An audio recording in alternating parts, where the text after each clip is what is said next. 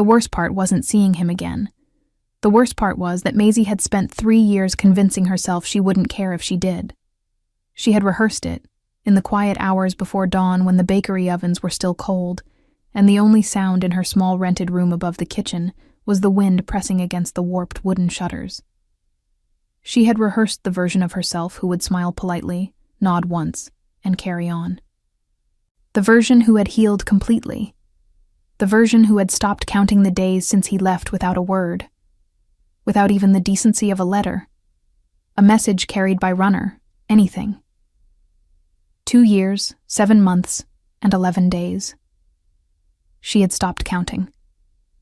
She set the clay pitcher of water down on the long table near the window and pressed her palm flat against the worn linen of her apron, steadying herself the way she always did before the midday rush at the Iron Lantern, the only proper dining hall in the border town of Veldrath, where wolves and humans shared uneasy meals and careful silences. Her hands smelled of rosemary and rendered fat. Her braid had come half loose at the nape of her neck. She had a small burn on her left wrist from where the ladle had slipped that morning, and she had not had time to wrap it properly. None of that mattered when she looked up and saw him walk through the door. Dorian Vale. He was taller than she remembered, or perhaps she had simply let herself forget the particular way he filled a doorframe. Broad-shouldered, dressed in fine wool the color of charcoal. His dark hair swept back from a face that had grown sharper with time. He looked like authority now. He looked like someone who had learned, in the years since Veldrath, how to wear power without apology. He was laughing at something the man beside him said. Maisie did not breathe. Behind her, one of the younger serving girls, a human girl named Petra, touched her elbow. Table 4 needs refilling. Maisie, are you... I see it, Maisie said. Her voice came out even. She was proud of that. She moved to the far side of the hall, keeping her back to the door, focusing on the grain of the wood beneath her fingertips as she lifted a second pitcher and began to pour. The hall smelled of pine resin and tallow candles and the slow-roasted mutton that had been turning on the spit since before sunrise. A fire burned in the great hearth at the far wall. Outside, the late autumn wind dragged dead leaves against the shuttered windows. She did not look at him. She did not need to. She could feel it. That particular prickling awareness at the back of her skull that had never fully faded. The way the air in a room changed when Dorian Vale entered it. She had always been too sensitive to things like that. Her grandmother had called it a gift. The elders of the small woodland pack she'd grown up in. Before her family lost everything. Before her father died and her older brother Corin disappeared into the Eastern Territories, had called it something less kind. The girl who feels too much. She was 24 years old, and she had been feeling too much her entire life. She made it through the first half hour by sheer will. She refilled drinks. She carried platters. She answered a question from old Fenwick about whether the kitchen still had sage bread, and she said yes, and she smiled, and her face did not crack. Not once. Then Petra appeared at her side again, this time with wide eyes and a folded piece of parchment. The gentleman at the new table near the window, Petra whispered. He asked for you specifically, said he knew you. Maisie looked at the note. Maisie, please, 5 minutes. D. She folded it once and slid it into her apron pocket. Then she picked up a tray and walked toward his table.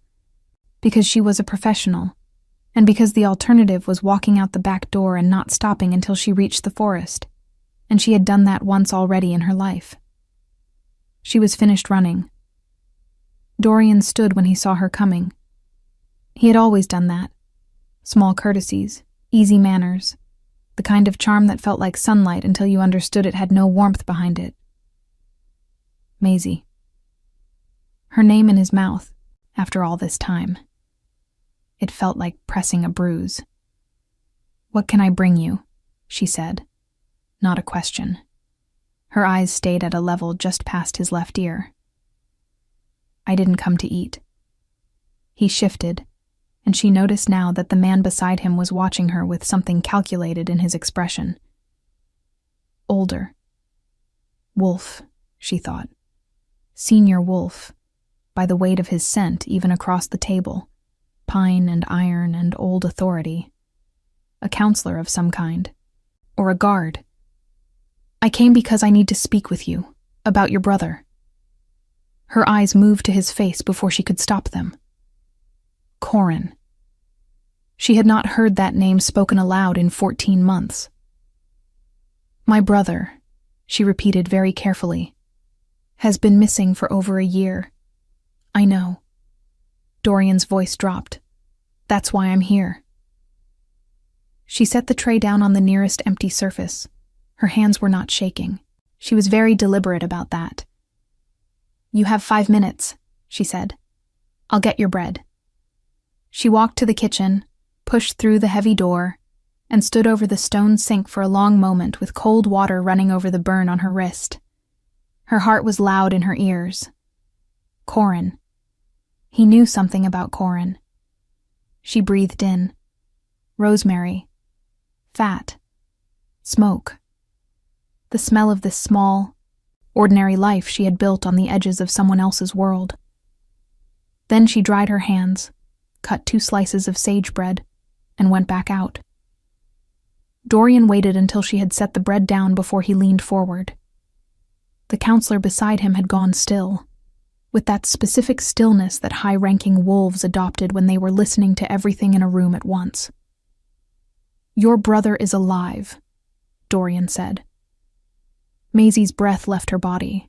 He was taken, Dorian continued, voice low and urgent. Not lost, not wandering. Taken and held, at a holding estate in the Northern Ridge Territories.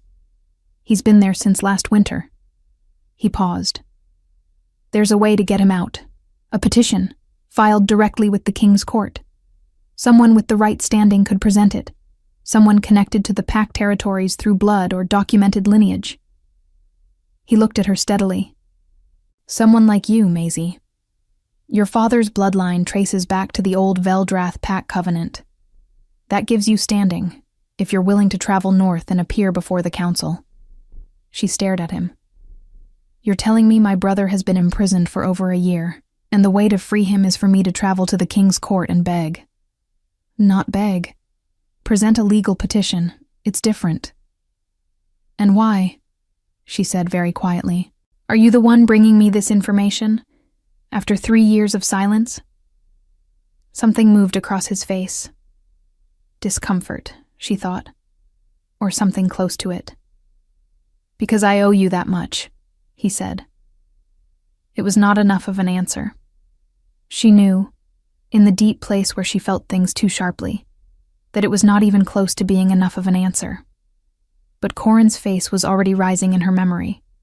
Her older brother, 28 years old, who had taught her to climb the oak trees behind their childhood cottage, and who had stayed up with her through 3 nights of fever when she was 12, pressing cold cloths to her forehead and reading badly aloud from whatever book came to hand. Alive. He was alive. Where would I stay? She asked. The Northern Ridge is 4 days' ride. I've arranged lodging, Dorian said quickly, and a letter of introduction, everything you'd need to reach the court and file the petition. I just need you to go, Maisie. And I need you to go soon. The council convenes in 9 days. 9 days. She looked at him for a long moment, at the familiar lines of his face, now older and stranger, at the counselor beside him, who had still not spoken, and whose eyes had not left her face since she sat down. She thought about what it meant that Dorian Vale, who had walked away from her without a word, had appeared in Veldrath with a ready answer to the only question that had kept her awake for 14 months. It was too clean. But Corin was alive. I'll need until morning, she said. Of course. Dorian almost smiled. Almost. You always were careful. She picked up her tray and walked away, and did not let herself think about the fact that careful had never once been enough to keep her safe from the things that mattered most. She did not sleep. She sat on the edge of her narrow bed with the single tallow candle burning low on the windowsill, and she thought about every reason not to trust Dorian Vale. And then she thought about Corin, and then she started over from the beginning. By the third hour, the candle had burned to a stub, and the wind had picked up outside, dragging something loose across the rooftop with a hollow, rhythmic scraping. Maisie wrapped her wool blanket around her shoulders and sat very still, the way she had learned to sit when the feeling came. That pressure behind her sternum, that low and wordless knowing that something was wrong in a way she could not yet name. She had felt it the moment Dorian walked through the Iron Lantern's door. She had told herself it was only the shock of seeing him. Now, in the dark, she was less certain. She pulled the letter of introduction from her apron pocket. She had taken it from Dorian before leaving the table, studied it in the kitchen, then folded it into her pocket without comment. It was written on heavy parchment, the kind that cost more than a week of her wages, sealed with dark wax and stamped with a mark she did not fully recognize. A double ring design, like 2 circles crossed at the edge. She had seen something like it before, she was almost certain. In her father's old papers years ago, before everything was taken. She tilted it toward the dying candlelight and looked again. Border acquisition seal. Her father had warned her about those. She had been young, perhaps 14, and she had not understood why his voice went flat and careful when he explained it. Border acquisition was a legal mechanism used to contest land rights in the Outer Pact territories. It required a documented bloodline claim filed in person before the king's court. It was, he had said, the cleanest way powerful packs swallowed smaller ones whole. You simply waited until the last surviving heir was in the room, had them sign or testify under council law, and then use their own words to dissolve whatever remained of their family's standing. Maisie stared at the seal until the candle went out entirely. In the dark, she was very quiet for a long time. Then she got up, dressed in her warmest things, the thick linen underdress, the heavy wool overdress the color of wet slate, her worn leather boots, the gray cloak that had belonged to her mother. And she packed the only bag she owned. She did not pack much. She had never owned much. A change of clothes, her mother's small bronze clasp, the 2 coins she had saved toward nothing in particular, and the letter, which she folded carefully and placed at the bottom beneath everything else. Evidence, she thought. Keep it. She left 2 weeks' rent on the table in an envelope for the landlord. She left a note for Petra that said only family emergency. Back when I can. Then she went down the back stairs and out through the kitchen courtyard into the cold pre-dawn dark of Veldrath. She was not going to the king's court. She was going to find the truth first. The town's only archive, a generous word for 3 shelves of territorial records kept in the back of the notary's office, opened at first light. Maisie was waiting on the step when the notary, a stooped human man named Aldrich, arrived with his ring of keys and a suspicious expression. I need to look at Border Covenant records, she said. Specifically the Veldrath Pack lineage filings from the last 30 years. He let her in without comment. He had known her father once. He did not ask questions. She found what she was looking for in less than an hour. The Veldrath Pack Covenant, registered 41 years ago, listed 6 founding bloodlines. One of them was her father's. The document was clear.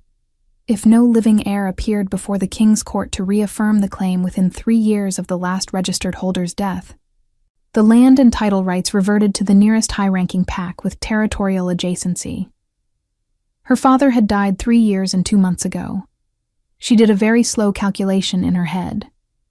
If she appeared before the king's court and testified, which was what Dorian's letter of introduction would have her do, framed as a petition for Corin's release, she would not be freeing her brother. She would be formally relinquishing the last of her family's covenant standing, in front of witnesses, under council law. The moment she spoke her name and bloodline aloud in that chamber, whatever remained of what her father had built would dissolve. And Corin, if he was even truly held somewhere, if that part was real and not another layer of the lie, would still be exactly where he was. She sat back in the creaking wooden chair and looked at the water-stained ceiling of the notary's office. Dorian had not come to help her. He had come to finish what someone had started 3 years ago, when her father died, and the pack scattered and the land went quiet, and everyone simply waited to see if there was anyone left worth maneuvering against. Apparently, there was. Apparently she was. She pressed both hands flat on the table and breathed through the tightness in her chest. She would not fall apart here, in a notary's office that smelled of old paper and candle wax and damp wood. She would not give whatever plan this was the satisfaction of her collapse. She asked Aldrich for a blank sheet of parchment and copied down the exact covenant terms by hand, including the clause about heir reaffirmation. Then she folded the copy inside her cloak. She walked out into the morning. The road north out of Veldrath split at the ridge marker, left toward the King's Court, right toward the border territories proper. Maisie stood at the split for a moment, her cloak pressed flat against her by the wind, her braid already coming loose, and then she turned right. She did not have a plan. She had information, a letter she would not be using, and a brother who was supposedly imprisoned somewhere in the Ridge territories. The sensible thing would have been to go back, to find someone with legal knowledge, to wait. She had been waiting for 3 years. She had been sensible her entire life, and it had cost her everything, one piece at a time. She walked. By midday, she had covered 8 miles of hard road, moving through stands of pine and bare-branched ash, the ground frozen solid underfoot, the sky the color of pewter and pressing low. She stopped once to drink from a stream, her reflection fractured and pale on the moving water. She barely recognized the face looking back at her, hollow-eyed from a sleepless night. Jaw set, the kind of stillness that came not from calm, but from having run out of room to panic. She was 6 miles past the ridge marker when she heard the horses. Not one horse. Several, moving fast, and moving toward her from behind. She stepped off the road instinctively, pressing into the tree line, and watched through the branches as 2 riders crested the slope behind her, and then pulled up short when they saw the empty road. She recognized the counselor from the Iron Lantern, the older wolf who had sat beside Dorian and said nothing. He had not been silent because he had nothing to say. He had been silent because he was watching her leave so he would know which road to follow. The second rider was someone she did not know, larger, armed by the shape of what hung at his belt. She pressed deeper into the trees. The counselor said something low to his companion. They split, one staying on the road, one turning toward the tree line on the opposite side. Maisie moved without making a decision about it. She simply moved, angling through the trees, keeping low, keeping quiet, her boots finding the soft frozen moss between the roots rather than the crackle of dead leaves. She had grown up in forest. She had played in woods like these before she could read. She knew how to move through trees without becoming part of the noise. She moved for a long time. When she finally stopped, breath ragged, hands pressed to a wide pine trunk, the sound of the horses was distant, then gone. She was deep in the ridge forest now, off any road she knew. The light was beginning to thin at the edges, the short autumn afternoon collapsing toward dusk faster than she had expected. The temperature was dropping with the light, and her cloak, heavy wool as it was, had not been made for forest floor cold. She needed shelter.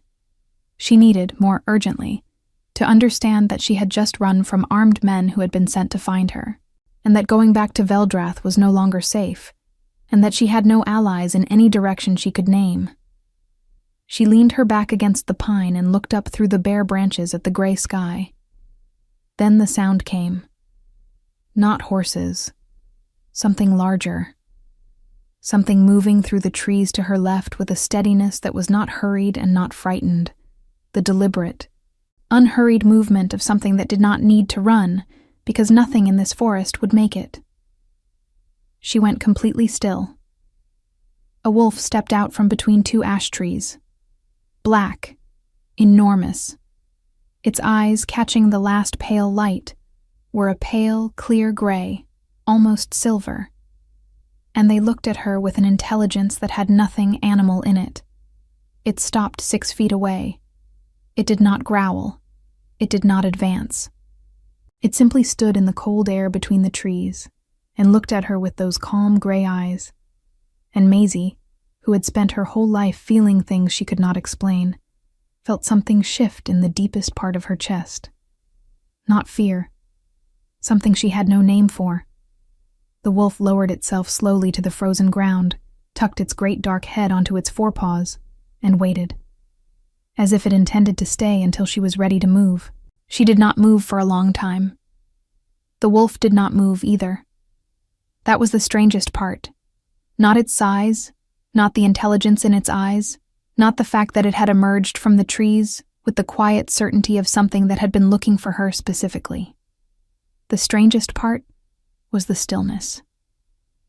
Maisie had encountered wolves before, both shifted and in their animal form, and they were never still like this. They were restless, watchful, always carrying some low current of tension beneath the surface. This one lay on the frozen ground with its great head on its forepaws, and breathed slowly, as though it had nowhere else to be, and no concern in the world except to remain exactly where it was. She kept her back to the pine tree. The bark was rough through her cloak, grounding. "I'm not going to pretend I'm not afraid of you," she said, because silence felt more dangerous than speaking. Her voice came out steadier than she expected. "But I'm also not going to run, if that's what you're waiting for." The wolf lifted its head and looked at her. "I have nowhere particularly safe to run to," she added. So. Something shifted in those gray eyes.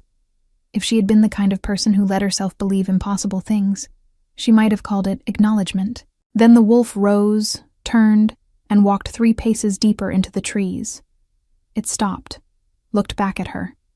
She understood the gesture. She was not sure whether that understanding frightened her or not. She pushed off from the pine tree and followed. It led her for nearly a mile through the darkening forest, moving at a pace she could match, never getting so far ahead that she lost sight of the black shape between the trees. The cold had settled completely now, the kind that got into the joints and stayed, and Maisie's breath came in small, white clouds that dissolved into the dark air around her.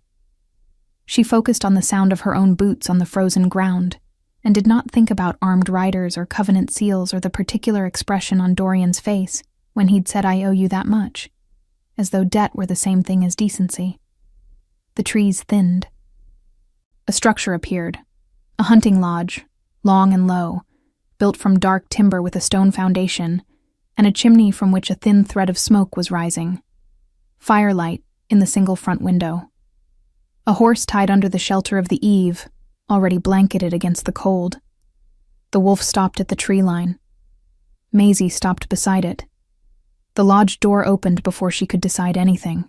A man stepped out onto the narrow porch, and even in the poor light, even with the distance between them, she felt the change in the air the same way she always felt things, before her mind had caught up with her instincts. He was tall, dark-haired, with long braids pulled back from a face that was all sharp angles and careful attention. He wore a leather chest harness over a dark tunic and a fur-lined cloak across his shoulders, and he moved with the particular economy of someone who had spent a long time learning not to waste motion. He looked at her across the clearing with pale gray eyes. The same gray she had just been looking into, she realized, with a jolt that went straight through her sternum. The wolf at her side exhaled slowly. Then it was simply gone. Not fled, not retreated, simply no longer there. The space beside her was empty. The man on the porch had not moved. "You're cold," he said. Not a question. His voice was low and even, carrying easily across the clearing without effort. "There's a fire. You're welcome to it." Maisie did not move. "I don't know you." "No," he agreed. "You were following me. Your wolf was following me." A pause. "My wolf was making certain you didn't freeze to death in the ridge forest alone after dark," which seemed like a reasonable precaution given the circumstances. "And what circumstances are those?" He looked at her for a moment. "2 armed men were tracking you on the North Ridge Road. I redirected them." He said it the way someone might say I moved the furniture, as a simple fact, without decoration. You can come inside or you can stand in the cold and distrust me from a distance. I won't force either outcome. She stood in the cold for another full minute. Then she walked toward the lodge, because she was practical above all things, and because the temperature was dropping fast enough that principle was becoming a luxury she could not afford. The inside of the lodge was sparse and clean. A long table, 2 chairs, a fireplace with a good blaze already built, a wool blanket folded over the back of a chair, maps on the table, held flat at the corners by an ink pot, a compass, and a short-handled knife.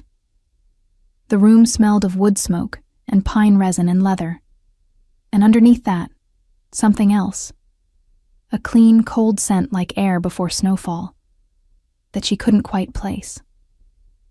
The man followed her inside and stayed near the door, leaving the space of the room between them. He did not move to close the distance. He simply stood, his cloak across his arm now, and let her look around without comment. She looked at the maps first. Northern Ridge territories, clearly marked. Borderlines she recognized from the Covenant records she had copied that morning. And there, circled in dark ink, a location on the far eastern edge of the ridge, labeled in a hand she did not know. Holt Crossing. Active holding. Her throat tightened. What is that? He looked where she was looking. A private estate that has been operating outside council oversight for approximately 14 months. His tone did not change. Used primarily for holding individuals whose presence is inconvenient to certain parties with territorial interests. 14 months. The same length of time Corin had been gone. She turned to look at the man directly for the first time. Who are you? He met her eyes without hesitation. Caius. The name landed with a weight she didn't immediately understand. Then her mind caught up with her instincts, the way it always did slightly too late, and she went very still. Caius. She had never seen him before. She had never been anywhere near the King's Court, or the High Territories, or any of the places where his name would have been spoken aloud in her presence. But she knew the name the way everyone in the Pack Territories knew it, not from meetings or ceremonies, but from the low, careful way adults said it when they thought children weren't listening. From the particular silence that followed it in rooms full of wolves. The AlphaKing. She took one step back, purely by reflex. Something moved across his face. Not offense, not amusement. Something quieter than either. I'm not going to ask you to kneel, he said.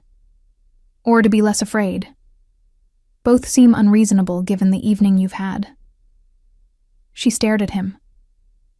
Why are you in a hunting lodge on the Northern Ridge? Because the Northern Ridge is where my investigation has led me, he said simply. There is a network of illegal holding arrangements operating across the border territories. I've been tracing it for 7 months. It leads, consistently, back to a group of senior Pack counselors who have been using border acquisition law to quietly absorb smaller Pack territories. He paused. Your family's Covenant land is the most recent target. Maisie felt the shape of it click together in her mind. All the pieces she had collected since the previous night, arranging themselves into a pattern that was worse and also cleaner than she had imagined. Dorian Vale, she said. Is a collector, Caius said. Someone who locates surviving heirs and delivers them to the people who need their testimony. He has done it 4 times before you. His voice remained level. He is not the origin of this. He is a tool of it. And my brother is being held at Holt Crossing. I have confirmation of that from 2 independent sources. He looked at her steadily. He is alive, and he has not been harmed. He is leverage, kept available in case direct coercion of the heir became necessary. She sat down in the nearest chair without deciding to. Her legs had simply made that choice for her. She pressed both hands flat on her knees and looked at the fire and thought about Corin, 28 years old, held somewhere in a stone building on the eastern ridge for 14 months because she was the heir, and he was the way to move her. I copied the covenant terms this morning, she said, her voice coming out distant and even. Before I left Veldrath. I have the document. A brief silence. That was careful thinking. It means I haven't relinquished anything yet. They needed me in front of the council to do it legally. She looked up at him. So they have no legal ground yet. Correct. Which means there's still time to file a counterclaim. An heir reaffirmation, rather than a dissolution. If I appeared before the council myself, with documented evidence of the illegal holding arrangement, with Corin present. She stopped. That requires getting Corin out first. Caius looked at her for a moment, with those gray eyes that had been watching her. She now understood, since well before the forest. Yes, he said. It does. She looked back at the fire. The logs shifted and settled, sending a brief shower of sparks up the chimney. Outside, the wind moved through the pines with a long, low sound like breathing. She had come north with nothing. No plan, no allies, no certainty beyond the knowledge that she would not let herself be used. And somehow she had ended up in a hunting lodge on the ridge with the AlphaKing, a circled location on a map, and the precise shape of everything that had been done to her family laid out in plain language. She did not trust him yet. She was not sure trust was something she had left in any quantity. But she understood, with the same instinct that had never once steered her wrong, even when she'd refused to listen to it, that the man standing across this firelit room was not Dorian Vale. He had not promised her anything easy. He had not smiled to put her at ease. He had given her information and left her to draw her own conclusions, and he had stayed near the door. Tell me, she said finally, what getting him out would require. Caius moved to the table, turned the map so she could see it clearly, and began to talk. She listened to every word. She did not sleep that night either, but it was a different kind of wakefulness. In Veldrath, the sleeplessness had been made of dread, the circular, airless kind that fed on itself and produced nothing. Here, in the narrow back room of the hunting lodge, where Caius had wordlessly indicated she could rest, she lay on a cot with a wool blanket and a second one folded at her feet and stared at the low timber ceiling, with her mind moving in straight lines for the first time in years. She could hear him on the other side of the wall, not pacing. He did not seem like a man who paced, just present. The occasional sound of a chair shifting, the soft drag of parchment across the table, the quiet of someone who was also awake and also working, and did not require silence to be acknowledged. She had studied the map for 2 hours before he suggested she rest. She had asked questions, specific, practical ones, and he had answered each of them without impatience and without the faint condescension she had braced for. He had shown her the approach routes to Holt Crossing, the guard rotation schedules his sources had compiled, the location of the holding rooms in the eastern wing. He had explained that his 2 outriders, wolves she had not seen but whose presence she had registered as a faint shift in the air outside, had been watching Holt Crossing for 3 days. Why? She had asked at one point. Why does the AlphaKing involve himself personally in a border territory dispute over a minor pack covenant? He had been quiet for a moment. Not evasive. Thinking, she had decided. There was a difference, and she was learning to read it in him, faster than she would have expected. Because 4 families before yours lost everything to this arrangement, he said. And I was 2 months too late each time. I am not willing to be late again. She had looked at him across the map and found nothing in his face that suggested performance. No calculated earnestness, no charm deployed for effect. Just a flat, clear statement of intention from a man who seemed entirely comfortable with the weight of what he was carrying. She did not say anything else about it, but she had thought about it for the rest of the evening. They left before first light. Caius rode. Maisie rode the second horse, a steady gray mare that had been waiting under the eave, prepared, she understood, before he found her.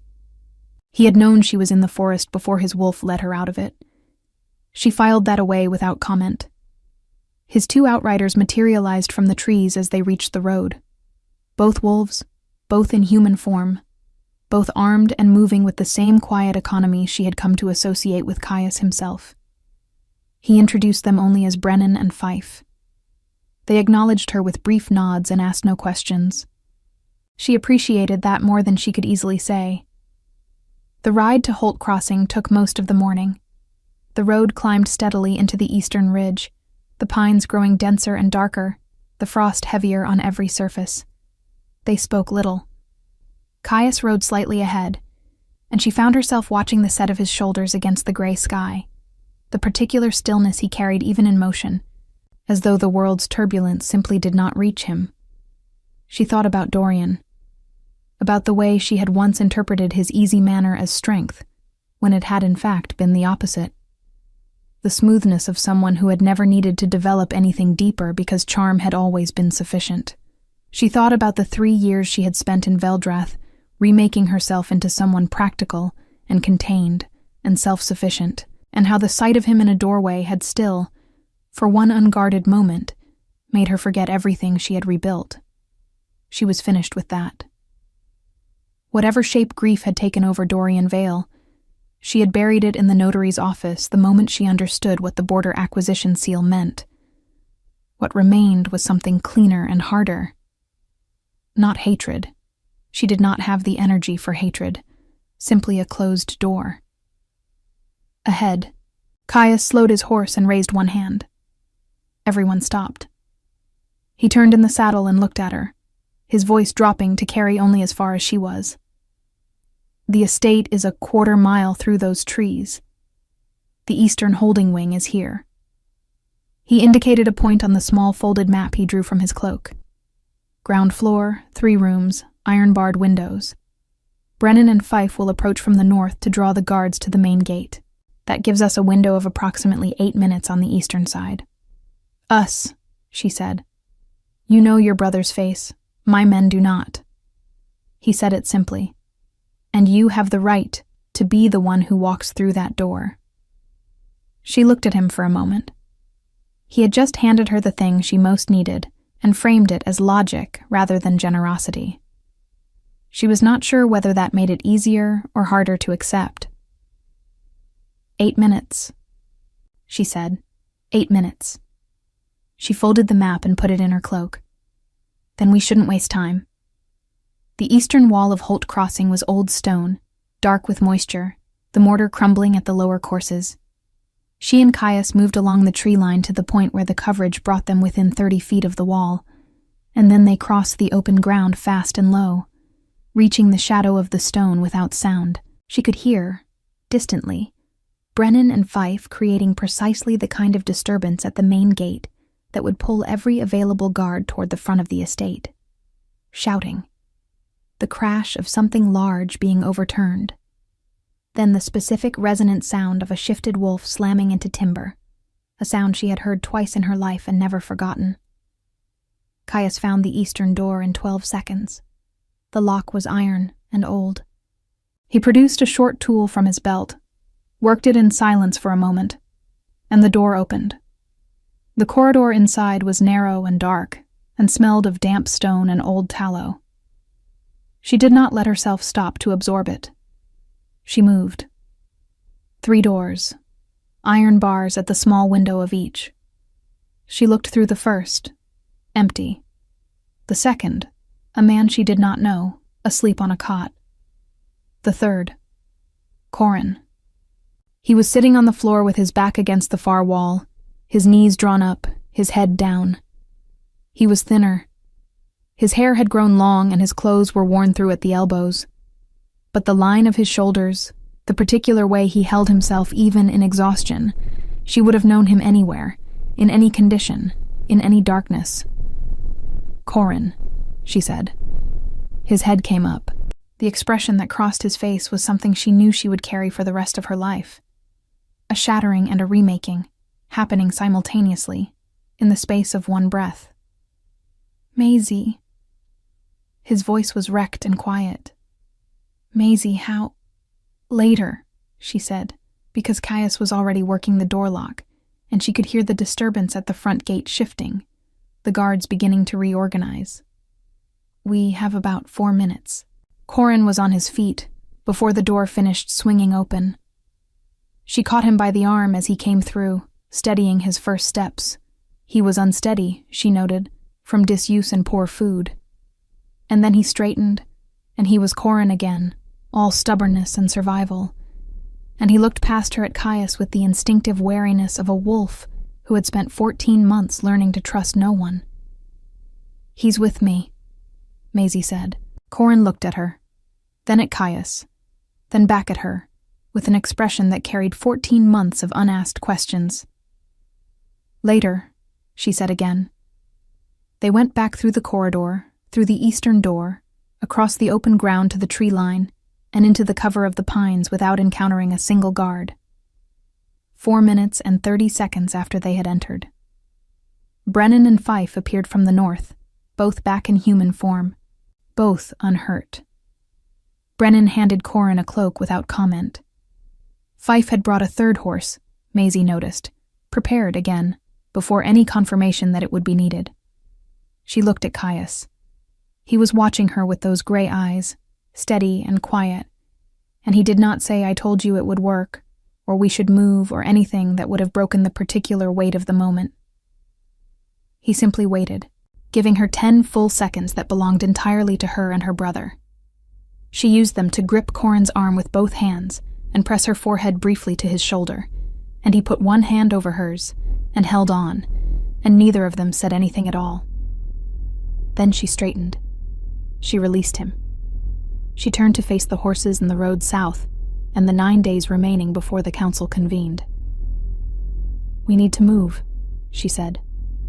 "Yes," Caius agreed. They rode. That night, at a way station lodge 2 hours south of the ridge, while Corin slept the deep and helpless sleep of someone finally safe, Maisie sat across the fire from Caius and laid out everything she had: the copied covenant terms, the original letter with the border acquisition seal, the notes she had made in the notary's office, the specific legal clause about heir reaffirmation. He listened without interrupting. He read each document carefully, in order. When he finished, he set them on the table between them and looked at the fire for a moment. "If you appear before the council as the living heir and file the reaffirmation," he said, "and present the evidence of the illegal holding arrangement simultaneously, the testimony about Corin, the acquisition seal, the documented coercion attempt, the council has no legal ground to deny it. The councilors involved will contest it. They are welcome to contest it from a position of having been exposed for running an illegal holding estate and orchestrating the coercion of a covenant heir." He looked at her.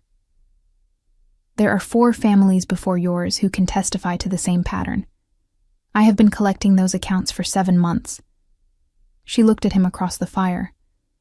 "You've been building a case." "Yes. And my family's covenant was the last piece. Your presence before the council, with your brother, with the evidence intact, closes the case." He paused. "You are not a piece, Maisie. You are the person this was done to. That is different." She held that for a moment. The fire crackled and shifted. Outside, the wind moved through the trees with that long, low sound she was beginning to associate with the ridge, like the land itself breathing. "After the council," she said carefully, "what happens to the covenant land? It is reaffirmed in your name and your brother's. What you do with it after that is yours to decide. And the councilors will face council tribunal." His voice did not change, but something in it settled into a weight that left no room for doubt. All of them. She thought about Dorian Vale, about the particular economy of destruction he had participated in. Not the architect. She had accepted that, but not innocent either. A willing instrument is still an instrument of harm. Dorian Vale, she said. Will be called to testify before the tribunal, Caius said. His cooperation determines what follows. She nodded. Once. That was enough. She did not need to be the one to dismantle him. She simply needed it done. She gathered the documents and folded them back into her cloak. Her hands were steady. She noticed that with a quiet kind of satisfaction, the steadiness she had been building, one careful day at a time in Veldrath, finally feeling like it belonged to her, rather than just something she was performing. Caius, she said. He looked at her. Thank you. She said it plainly, without softening it or complicating it. Not for the rescue specifically, for the way you explained things, for not deciding what I needed before asking. He was quiet for a moment. Then, you thought clearly under pressure tonight. You remembered the corridor layout from the map without referencing it once. She almost smiled. That's not the same as a thank you. No, he agreed. It isn't. A pause, brief and careful. You're welcome, Maisie. She looked at the fire. He looked at the fire. Outside, the wind settled into quiet. The King's Court sat at the heart of the Northern Territories like a stone fist, massive, gray, unapologetic, its towers rising above the surrounding forest land with the particular arrogance of something built to last longer than the people inside it. Maisie had imagined it. In the abstract way she had imagined most things beyond Veldrath's borders, as distant and unreachable. Standing before its iron gates on a cold morning with frost still white on the cobblestones and her breath coming in small clouds, she found that it was exactly as imposing as she had expected, and that this somehow made it easier. She had stopped being frightened of things simply because they were large. Corin stood beside her, dressed in clothes Brennan had produced from somewhere. Dark wool, clean, well-fitted enough. He had slept for nearly 12 hours at the way station, and had eaten properly for the first time in 14 months, and had spent the 2-day ride south asking careful questions that she answered as fully as she could, and listening to the parts she couldn't answer with a patience that reminded her painfully of their father. He had not broken down. He had not raged. He had gone very quiet in the particular way that meant he was thinking, and she had let him think, and by the time they reached the court's outer road, he had told her, simply and without drama, that he was ready. She believed him. Caius had ridden slightly ahead, as he had for most of the journey, but he slowed now and came level with her at the gate. He looked at her, a brief and steady glance that asked a question without words. She gave him the smallest nod. He turned and spoke to the gate guard, and the iron doors opened. The council chamber was a long room with a vaulted stone ceiling and tall windows that admitted pale winter light in long rectangles across the floor. 6 council seats lined the far wall, all occupied. At the center of the room, a standing space marked in the old tradition, with a circle of dark stone set into the pale floor. The place where those who came to testify stood.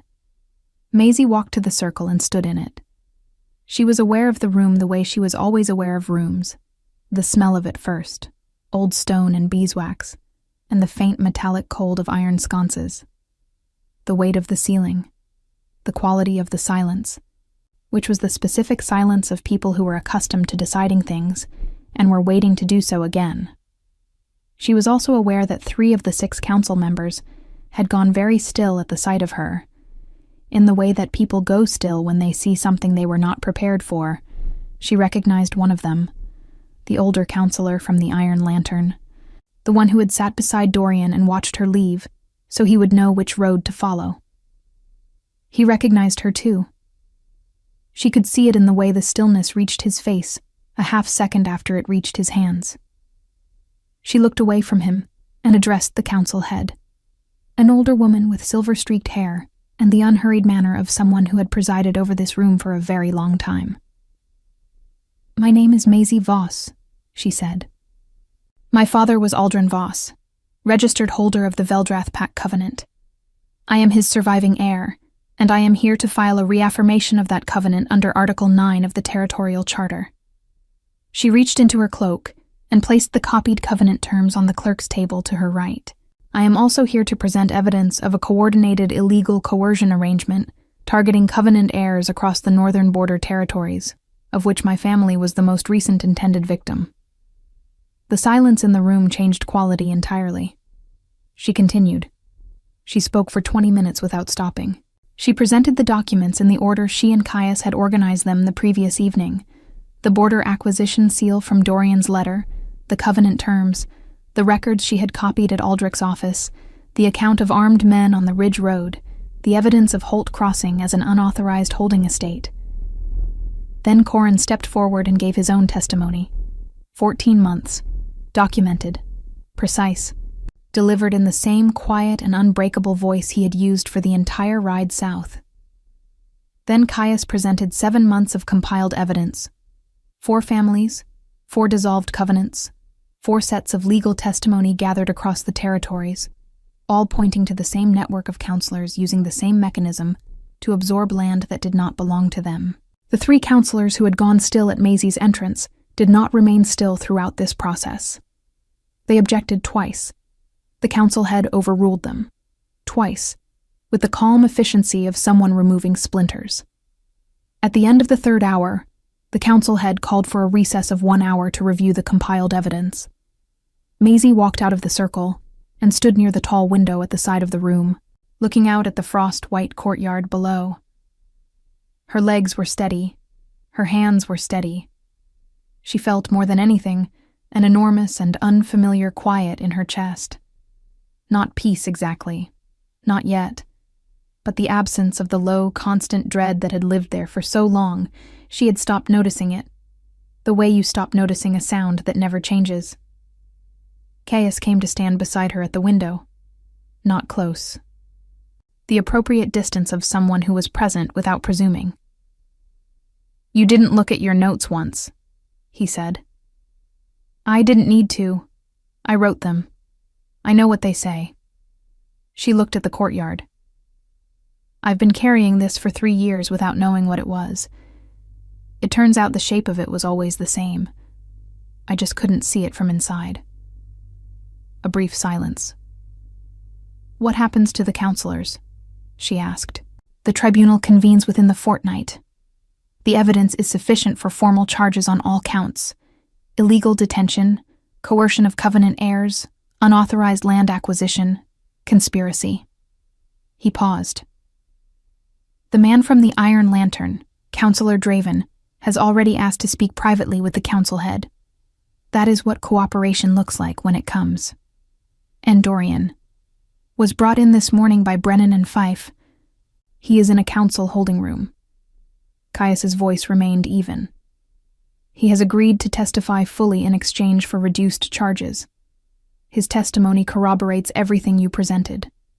He was, as we assessed, a collector, not an architect. He will face consequences, but not the same ones."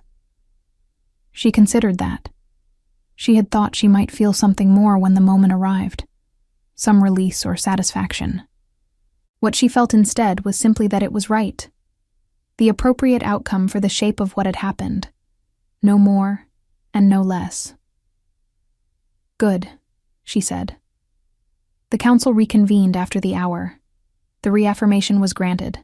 The Veldrath Covenant, in the names of Maisie Voss and Corin Voss, was entered into the territorial record with full legal standing. The 3 counselors were formally suspended pending tribunal. The other member of their network, 2 additional senior wolves whose names had appeared in Caius's compiled evidence, were summoned to appear before the council within the week. The council head signed the reaffirmation document and handed it to Maisie directly. It was a piece of parchment, heavy, cream-colored, covered in formal language and official seals.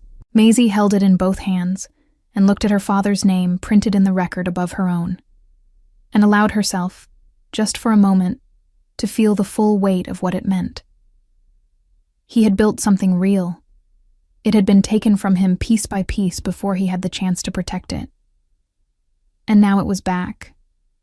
Not because someone had given it to her out of charity, but because she had walked into a notary's office at dawn and copied the right documents, and had not signed what she was not supposed to sign, and had followed a black wolf through a dark forest when every reasonable instinct said to run the other way. She folded the document carefully and placed it inside her cloak. The courtyard was empty in the late afternoon. The frost long melted, the stones pale and dry in the thin winter sun. Corin had gone with Brennan to arrange horses and provisions for the journey back to Veldrath. There were decisions to make about the Covenant land, none of them urgent, all of them theirs to make at whatever pace they chose. Fife had gone to send word to the 4 families whose accounts had formed the core of the case, so that they might know the tribunal was coming. Maisie stood alone in the courtyard for a moment and looked up at the sky. Pale blue, very clear. The kind of sky that appeared only in the coldest part of autumn, when the air had been scoured clean by weeks of wind, and the world looked more precise than usual, every edge sharper than it had any right to be. She heard his step on the stone behind her, and did not turn. "You could have told me who you were," she said. "That first night, in the forest." "Yes," Caius said. He came to stand beside her, looking up at the same sky. "I chose not to." "Why?" A pause. "Because I wanted you to make your own assessment. Not of the Alpha King, of me." Another pause, brief and careful, the kind he seemed to use when choosing words with particular precision. "There is a difference. It matters to me that there is a difference." She thought about the hunting lodge, the maps, the way he had answered her questions without impatience, the door he had stayed near, giving her the room. "I know," she said. "That's why I followed your wolf." The silence between them was the comfortable kind, the kind that didn't need filling. A pair of birds crossed the pale sky above the courtyard, moving south together with the particular directness of creatures that knew exactly where they were going. She was not the same person who had stood at the ridge marker 2 days ago, choosing a road with nothing in her pockets but a copied document and a refusal to be used. She would not be that person again. She was not sure yet who she was becoming, only that the becoming had started, and that it felt nothing like the slow erosion of the last 3 years. It felt like ground returning beneath her feet. "The Covenant land," she said. "Corin and I will go back, rebuild what we can." She glanced at him. "I imagine you have a kingdom to return to." "I do."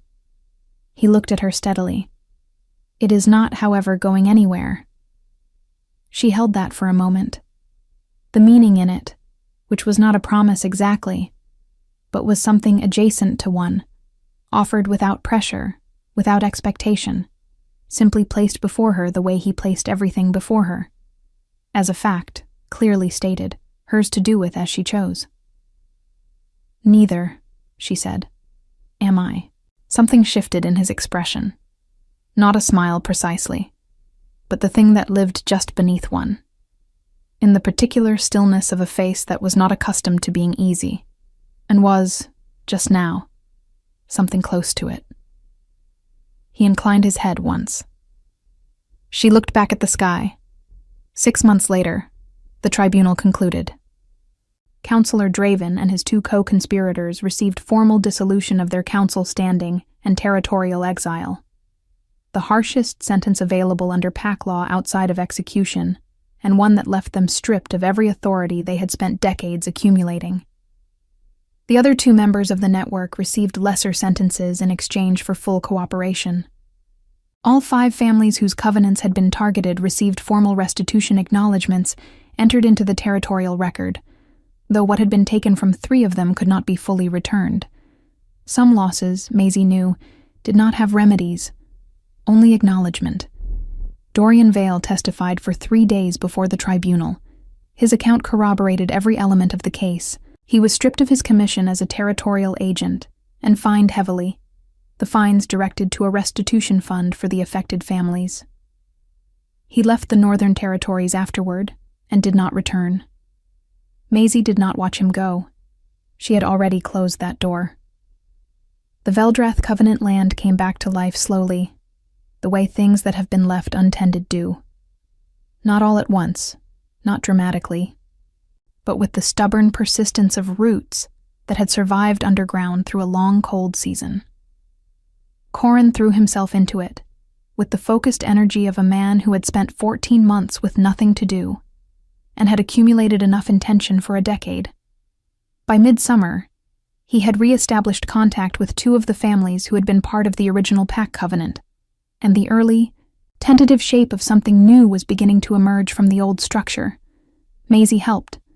She also stepped back, in the places where stepping back was right, and let her brother build what he needed to build.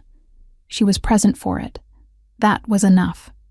Caius came to Veldrath in the early summer, with no ceremony and no announcement, riding in through the main road on a gray morning that smelled of rain and new grass.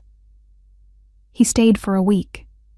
He and Corin spoke at length about territorial charter law and the restitution framework and the ongoing oversight measures that had been put in place to prevent the same network of abuse from reforming under new names. They also, she gathered from the 2 or 3 hours they spent simply sitting in the cottage garden with cups of cooling tea and no particular agenda, talked about other things. She was glad of that.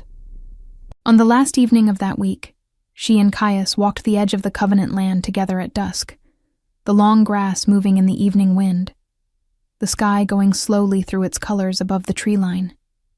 He told her about the other families he was still working with, the longer task of rebuilding council accountability that would outlast any single case.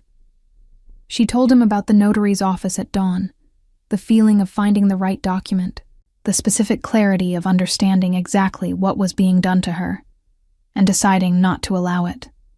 He listened the way he always listened, fully, without interruption, as though what she was saying was the only thing happening in the world. At the edge of the tree line, where the old oak her father had marked as the Covenant boundary stood in the dimming light, she stopped walking. "I spent 3 years in Veldrath making myself small enough to go unnoticed," she said. "I thought that was survival. I thought if I asked for nothing and needed nothing and occupied as little space as possible, whatever came next couldn't hurt me." He waited. "It turns out," she said, "that being unseen is not the same as being safe. It just means that when someone decides to use you, you've already done half their work for them." She looked at the oak tree. "I don't intend to make that mistake again." "No," he said quietly. "I don't think you will." She turned and looked at him in the last of the evening light. This man who had sent his wolf to find her in a dark forest, who had answered every question she asked without impatience, who had handed her the door of her brother's prison and said, "You have the right to be the one who walks through it." And she understood, with the same deep and wordless certainty she had always felt things, that what had been growing between them over these months was not something she needed to be afraid of. It was not the kind of thing Dorian Vale had offered her all those years ago. The warm and ultimately hollow promise of someone who would always choose convenience over constancy. It was quieter than that, and more durable. And it had been proven not in declarations, but in actions, one careful choice at a time. She did not say all of that. Some things did not require saying. "There is a council session in the autumn," she said. "I've been asked to present the restitution framework recommendations." He looked at her. "I know. I was the one who requested your involvement." She raised an eyebrow. "You could have mentioned that. I wanted you to agree to it on your own terms." A pause. "Not because I asked." She held his gaze for a long moment. Then, for the first time in longer than she could easily remember, she smiled. Not the careful, controlled expression she had deployed for 3 years in the Iron Lantern, but something real and unguarded, arriving without permission. "You are," she said, "profoundly stubborn about that." "Yes," he agreed, without apology. The last of the light faded from the sky. Above the old oak tree, the first stars appeared. Faint at first, then brighter, the way they always came, gradually and then all at once. She stood in the field of her father's land, with the evening wind moving through the long grass around her, her brother inside the cottage behind her making something that smelled of herbs and wood smoke, the covenant documents safe and signed and witnessed and filed, the people who had tried to take everything from her facing the full weight of what they had done. She stood there and breathed, and it was, simply, completely without qualification, enough. More than enough. It was, at last, the beginning of everything she was owed.